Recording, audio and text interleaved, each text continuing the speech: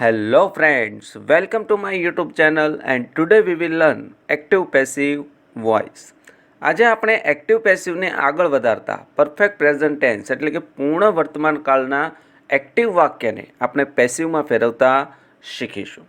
તો video start કરતાં પહેલાં તમે હજી જો આ ચેનલને સબસ્ક્રાઈબ કરવાની બાકી હોય તો સબસ્ક્રાઈબ કરી લેજો અને બાજુનું બેલ આઇકન પર પણ ક્લિક કરી દેજો, જેથી કરીને જ્યારે પણ આવા નવા વિડીયો મુકાય તો તેની નોટિફિકેશન તમને મળતી રહે. તો let we start perfect present tense. Perfect present ટેન્સની આપણે જો વાત કરીએ તો એક્ટિવ વોઇસમાંથી પેસિવ વોઇસમાં ફેરવવા અહીં અમુક નિયમો આપેલા છે, જેના મદદથી તમે સરળતાથી ફેરવી શકો છો. કયા કયા નિયમો છે જોઈએ. કર્તાનું સ્થાન કર્મ લે છે અને કર્મનું સ્થાન કર્તા લે છે, તો અહીં બંનેના સ્થાન છે તે અદલ બદલ થાય છે. પૂર્ણ વર્તમાન કાળમાં એક્ટિવ વોઇસના વાક્યને પેસિવ વોઇસમાં ફેરવતા સહાયકારક ક્રિયાપદ હેવ અથવા હેઝ પછી બીન મુકાય છે અને ત્યારબાદ ક્રિયાપદનું ભૂતકૃદંતનું રૂપ મુકાય છે. પૂર્ણ વર્તમાન કાળ સૂચવતા શબ્દો આપણે જોઈએ તો ઓલરેડી, જસ્ટ, રિસેન્ટલી, જસ્ટ નાવ વગેરે શબ્દો દ્વારા પણ આપણે પૂર્ણ વર્તમાન કાળને ઓળખી શકીએ છીએ. તો હવે આપણે પરફેક્ટ પ્રેઝન્ટ ટેન્સની પોઝિટિવ વાક્ય રચના પ્રમાણે એક્ટિવ વોઇસમાંથી પેસિવ વોઇસમાં ફેરવવા તેના ઉદાહરણ દ્વારા સમજવાનો પ્રયત્ન કરીશું. પરફેક્ટ પ્રેઝન્ટ ટેન્સની આપણે એક્ટિવ પેસિવની હકાર વાક્ય રચના જોઈએ તો સૌથી પહેલાં આવશે સબ્જેક્ટ, પછી આવશે સહાયકારક ક્રિયાપદ હેવ અથવા હેઝ, પછી આવશે ક્રિયાપદનું ભૂતકૃદંત રૂપ એટલે કે V3, પછી આવશે કર્મ અને પછી આવશે અન્ય શબ્દ. તેને આપણે પેસિવમાં ફેરવીએ તો કર્મ છે તે આગળ આવી જશે, તેની સાથે સહાયકારક ક્રિયાપદ હેવ અથવા હેઝ વપરાશે, પછી આવશે બીન, પછી આવશે V3 એટલે કે ક્રિયાપદનું ભૂતકૃદંત રૂપ, પછી આવશે બાય, પછી આવશે સબ્જેક્ટ અને છેલ્લે આવશે અન્ય શબ્દ. તો વાક્ય રચના પ્રમાણે આપણે તેના ઉદાહરણ જોઈએ તો I have already red this story book. તો અહીં કર્તા તરીકે કોણ છે? આઈ છે. આઈ છે એટલે સહાયકારક ક્રિયાપદ વપરાશે હેવ. ઓલરેડી શું છે? સમય સૂચક શબ્દ છે. પછી છે V3 અહીં રેડ એટલે રેડ પછી કર્મ તરીકે છે ધીસ સ્ટોરી બુક.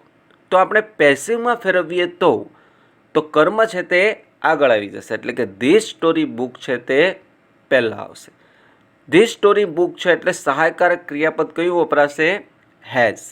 પછી મૂકવાનું છે બીન, પછી આવશે V3 તો રેડનું રેડ જ રહેશે, પછી આવશે બાય અને છેલ્લે આવશે આઈ છે સર્વનામ તરીકે, તો આઈનું પેસિવમાં આપણે ફેરવીએ તો શું થઈ જશે?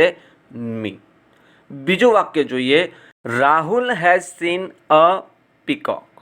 તેને આપણે પેસિવમાં ફેરવીએ તો a peacock has been seen by Rahul.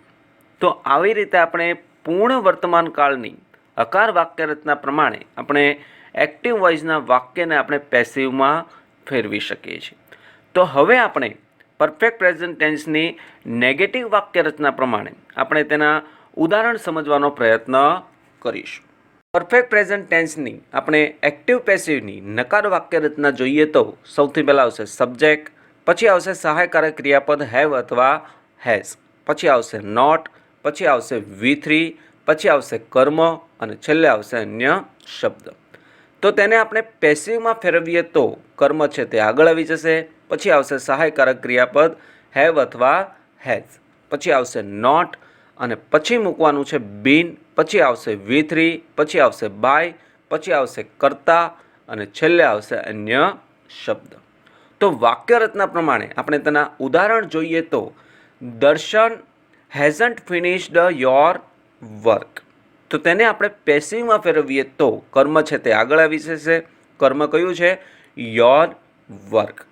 Your work hasn't, પછી આવશે બીન, પછી આવશે ફિનિશ્ડ, પછી આવશે બાય અને પછી આવશે સબ્જેક્ટ. સબ્જેક્ટ કોણ છે? Darshan. Your work hasn't been finished by Darshan. બીજું વાક્ય જોઈએ. Bhavika has not drawn this pictures. તો અહીં કર્મ કયું છે? This pictures. ધીસ પિક્ચર્સ અહીં પિક્ચર્સ છે એટલે કે બહુવચન છે એટલા માટે હેવ વપરાશે. પછી મૂકવાનું છે નોટ, પછી આવશે બીન, પછી ડ્રોનનું ડ્રોન જ રહેશે, પછી આવશે બાય અને પછી આવશે કરતા. કરતા કોણ છે? ભાવિકા. તો this pictures have not been drawn by Bhavika. તો આવી રીતે આપણે પરફેક્ટ પ્રેઝન્ટ ટેન્સની નકાર વાક્ય રચના પ્રમાણે આપણે એક્ટિવ વોઇસના વાક્યને આપણે પેસિવમાં ફેરવી શકીએ છીએ. હવે આપણે પરફેક્ટ પ્રેઝન્ટ ટેન્સની ઇન્ટરોગેટિવ વાક્ય રચના પ્રમાણે એક્ટિવ વોઇસમાંથી પેસિવ વોઇસમાં ફેરવવા તેના ઉદાહરણ દ્વારા સમજવાનો પ્રયત્ન કરીશું. પરફેક્ટ પ્રેઝન્ટ ટેન્સની આપણે એક્ટિવ પેસિવની પ્રશ્નાર્થ વાક્ય રચના જોઈએ તો સૌથી પહેલાં આવશે સહાયકારક ક્રિયાપદ હેવ અથવા હેઝ. સૌથી પહેલાં આવશે, પછી આવશે સબ્જેક્ટ, પછી આવશે V3, પછી આવશે કર્મ, પછી આવશે અન્ય શબ્દ અને છેલ્લે પ્રશ્નાર્થની નિશાની.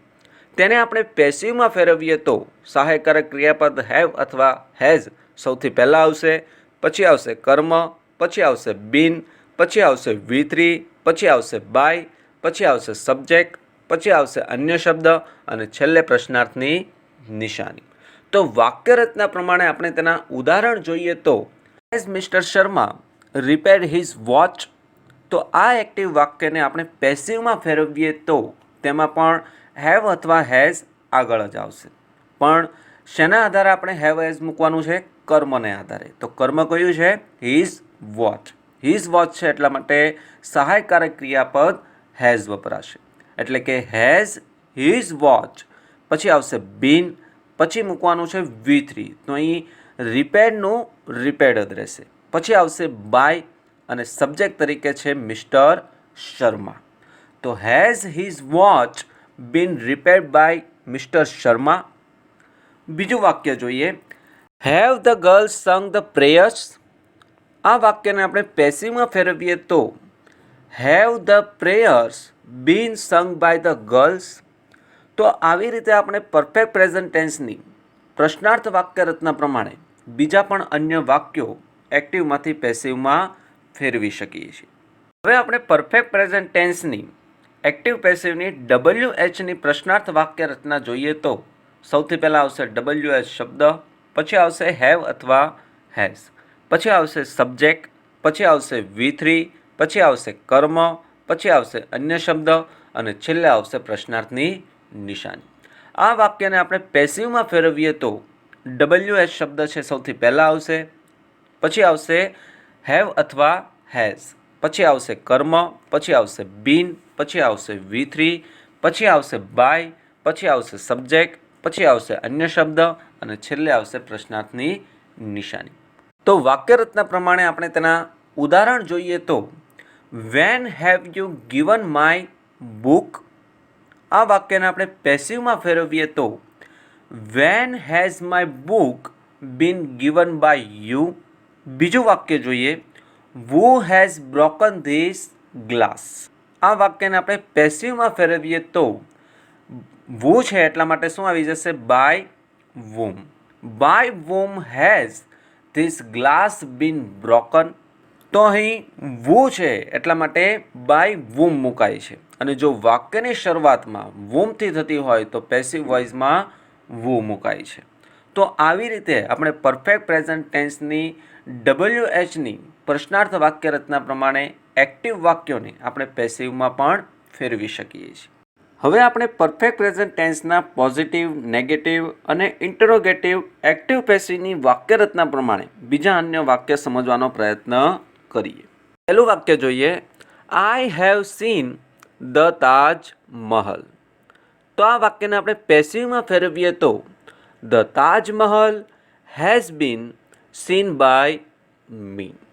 બીજું વાક્ય જોઈએ, she has already taken her dinner. આ વાક્યને આપણે પેસિવમાં ફેરવીએ તો her dinner has already been taken by her. ત્રીજું વાક્ય જોઈએ, have we paid the fees. આ વાક્યને આપણે પેસિવમાં ફેરવીએ તો have the fees been paid by us. ચોથું વાક્ય જોઈએ, who has won the toss. આ વાક્યને આપણે પેસિવમાં ફેરવીએ તો by whom has the toss been won. છેલ્લું વાક્ય જોઈએ. Tagore has not written Meghdoot. તો Meghdoot has not been written by Tagore. તો આવી રીતે મિત્રો આપણે પરફેક્ટ પ્રેઝન્ટ ટેન્સની આપણે પોઝિટિવ, નેગેટિવ અને ઇન્ટરોગેટિવ વાક્યરચના પ્રમાણે આપણે એક્ટિવ વોઇસના વાક્યને પેસિવ વોઇસમાં ફેરવતા શીખી ગયા. અને આવા નિયમો અને વાક્યરચનાને યાદ રાખીને તમે પણ એક્ટિવ વોઇસમાંથી પેસિવ વોઇસમાં ફેરવી શકો છો. તો આ સાથે જ આજનો આ વિડીયો અહીં પૂર્ણ થાય છે. આઈ હોપ કે આ વિડીયો તમને સમજાયો હશે. જો સમજાયો હોય તો લાઈક અને શેર કરવાનું ભૂલતા નહીં. Thanks for watching. જય હિન્દ, જય ભારત.